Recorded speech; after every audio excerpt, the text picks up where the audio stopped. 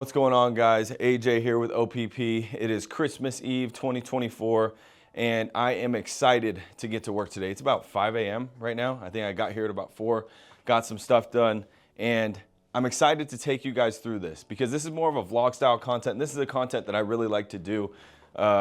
This just fits my style a lot more than what we have done in the past. And so what I want to do today is take you guys through a day in the life, even though it's Christmas Eve, a day in the life of what it takes to run a baseball training company. I think that one of the things I really regret in my career is when I first started, I didn't document the process. I took some pictures, I took videos here and there, but I didn't really show what we were doing, how we were building it, my thought process behind what I was building and things like that. I didn't take people through, the 3 a.m. workouts, the 12 hours on the floor and stuff like that, right? I didn't think people cared, number one, but in hindsight, looking back, I was always getting questions when I first started, and even now I still get questions from aspiring coaches, aspiring facility owners, things like that, on what does it really take? How are you building it? What separates you from somebody else? And I'm here to tell you, it doesn't take much besides an extremely good work ethic and an urgency in your life that you feel like you have to get it done or you can't breathe. And so honestly, if you're that type of person, you can win in any marketplace, in any business endeavor that you start. I truly believe that. And so today, what I have some hitting stuff that I'm gonna take you guys through. I have my own workout that I'm gonna go through, and then I got some other content that I need to start running, that I need to record back in the studio. I got sales calls. I got the whole 9 today, but I'm gonna be in and out by about 1 o'clock today, and then spend the rest of the day with my family. So I hope you guys enjoy this vlog. If you do, again, do me a favor, man, leave it in the comments. Those little comments let us know really where to take our content, if what we're doing is really resonating with you guys. And we read every single comment. We really do. I take the time to go through personally every comment. My team goes through it. They let me know of things that are popping up if I miss it. So those comments are important. The shares that you guys are doing are important. Our channel is steadily growing, and I'm excited. So let's get it going. All right, so I'm gonna start here right in the middle of my body. Some stretch and fire, some no stride snap stops, and just get it going. Trying to fill this out from this tilt.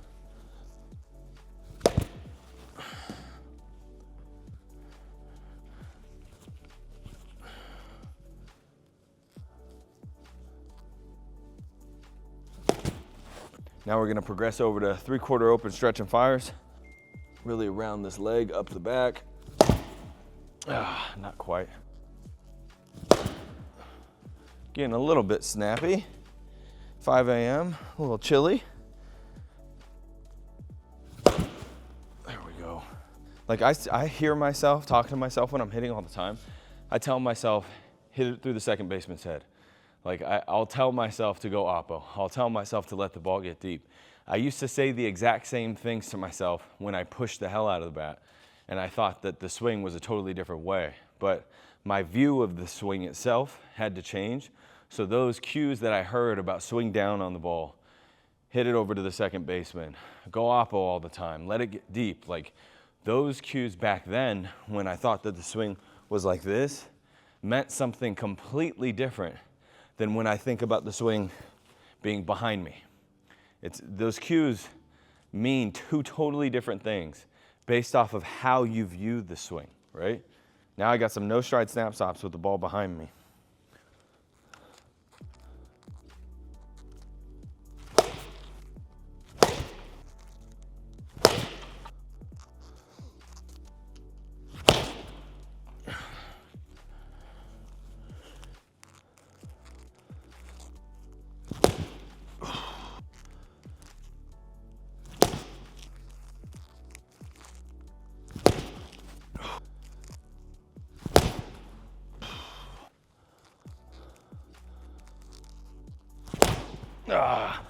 Release my arms. Damn it. I felt like I needed to because the ball was further away. That's another thing on the outside pitch. If you feel like you have to reach, it's either your technique or you don't really have good decision-making skills yet. And so when you can decipher between which one it is, like on that one, it was technique. Obviously, I'm on the tee. But I could feel my body trying to pull this way away from me instead of launching out from, feeling my arms stay in one spot all the way to contact. That feeling, when you lose that, and you feel like you don't have the ability to hold it right in there, then you're gonna try to release your arm sooner than what you need to and reach. It's a bad feeling. Hold it, last second. There we go, right there. All right, so now we got the machine. Let's see how this works out today. Fill up the back, ready at release. Not quite there. That was better.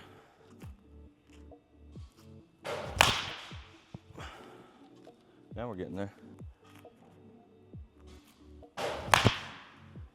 Ready at release.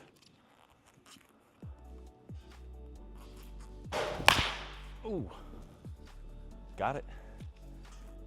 Hold it, hold it. A little better. So, first round, not bad. I did feel like I could find the spot fairly quick today.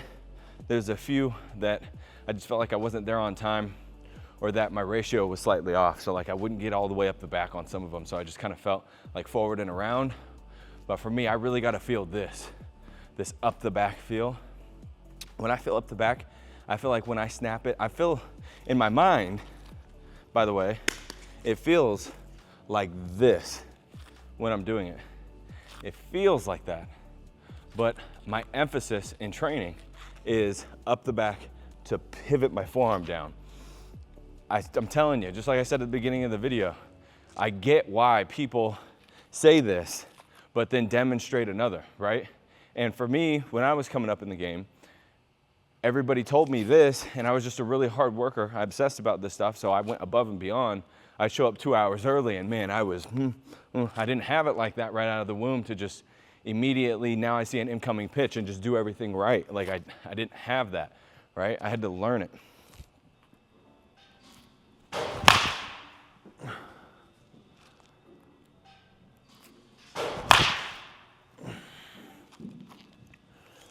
Up the back, down the back.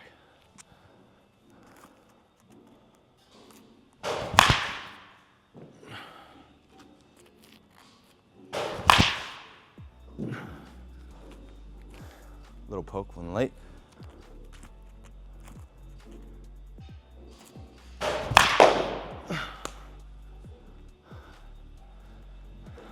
Round 2 was Let's make round 3 better. There's one thing I will do this round is make it sudden on every pitch.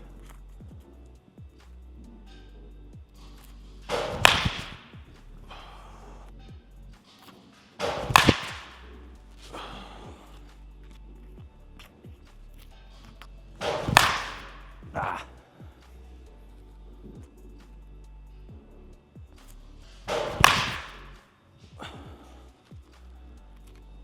little poke, but not it. Go behind it. That's behind it. That felt a lot better. All right, sudden.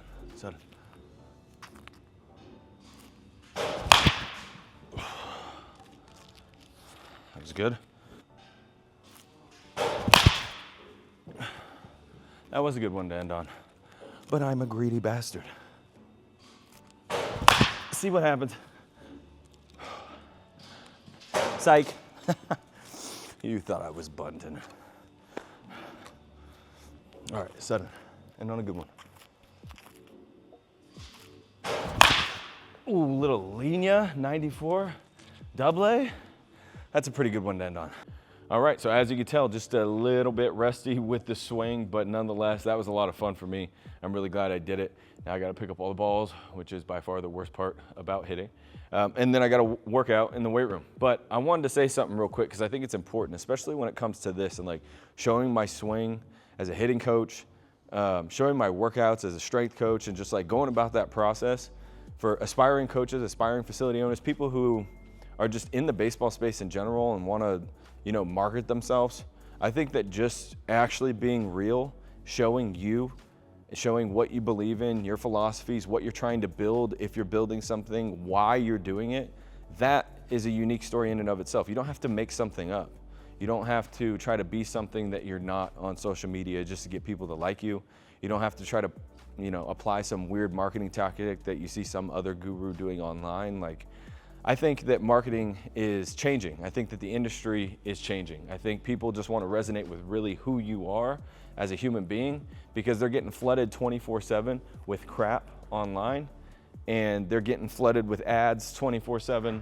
And like, these kids that are watching you, they're digesting your content and they're trying to see the type of human being that you are. And I truly believe that when people buy from companies, until the company has a big enough brand where the brand itself has an image to uphold, where people see that brand and they build associations with it. Until that moment happens, you are your brand. And up until then, you have to build associations with who you are.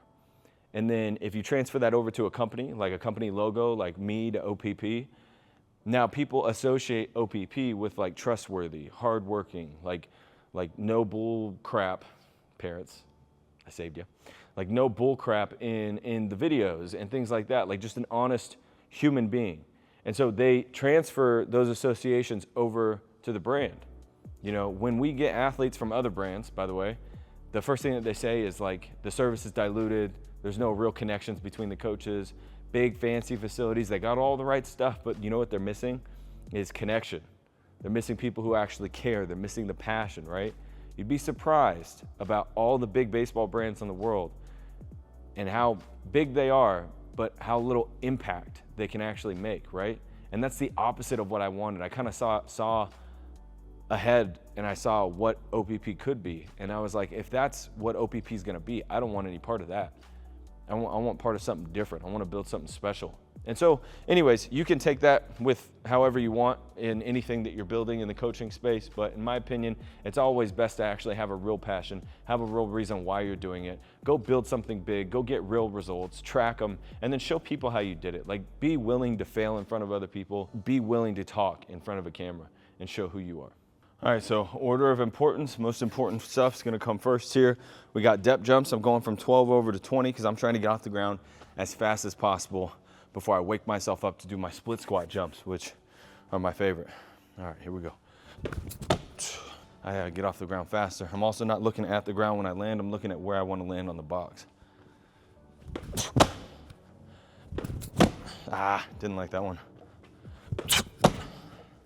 That was faster. For those of you who are like, this isn't that, yeah, it doesn't need to be. It's the stimulus of me getting off the ground. That is what I want.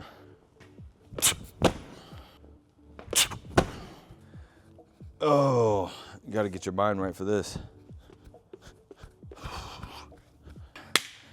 You just gotta go. Oh man, yeet. Oh, you really feel that in the inner lovers there. There we go. Yep.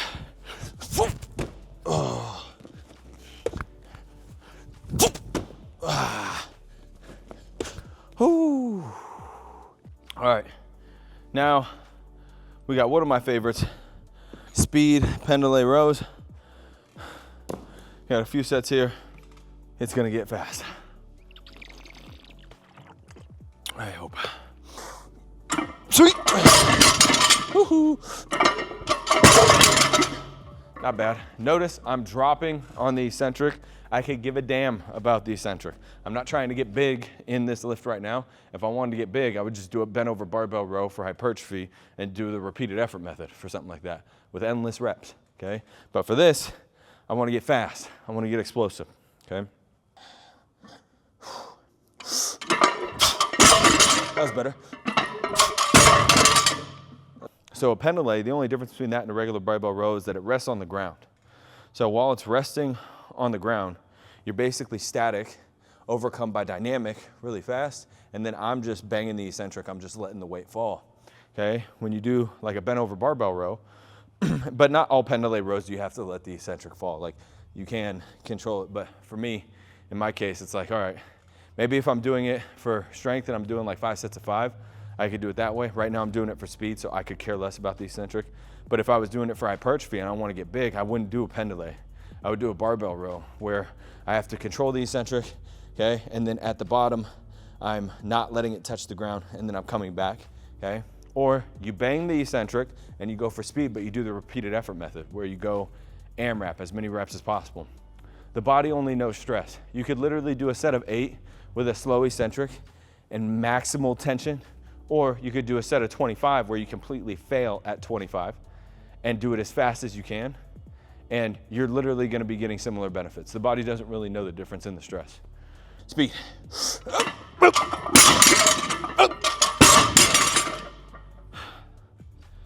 Getting speedy. Getting speedy. What belt am I using, you ask? Well, I'm glad you asked. I use the Spud Inc. belt because it feels like I could just, it's literally a crank. And I felt, oh, that was too tight. I feel like I could just crank myself into like a silhouette and break my body. And I like it. You might not like it, but I like it. I made this choice. Up, sweet, up. Okay, I made it way too tight. Oh, that actually hurt a little bit.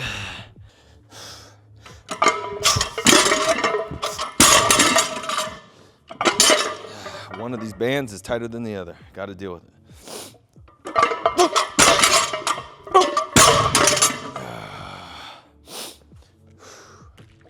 Could it have been faster? Probably. All right, we got to move. I ended up getting a sales call booked here in about 20 minutes. So now we're moving on to the next accessory. I got the standing hamstring curl machine right here. Let's get it.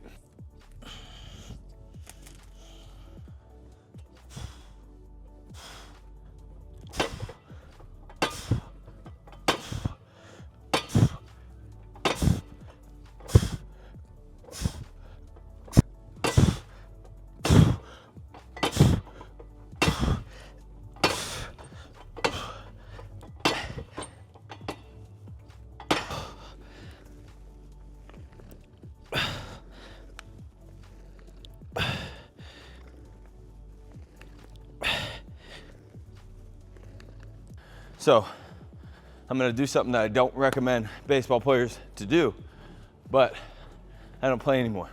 I'm 32 years old, gotta keep my GPP up, and so this is how I'm doing that right now. I'm gonna go on a 10-minute jog, run about a little over a mile, call it a day on the workouts, and then get to the sales call.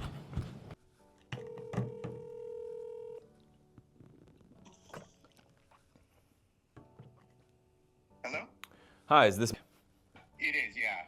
Hey, this is AJ with Optimal Power Performance. How you doing today? Hey, AJ, how you doing? I'm doing great, man. So it looks like I checked over this phone call before I hopped on. It looks like you are interested in training remotely with us. Is that correct? That is correct, yeah.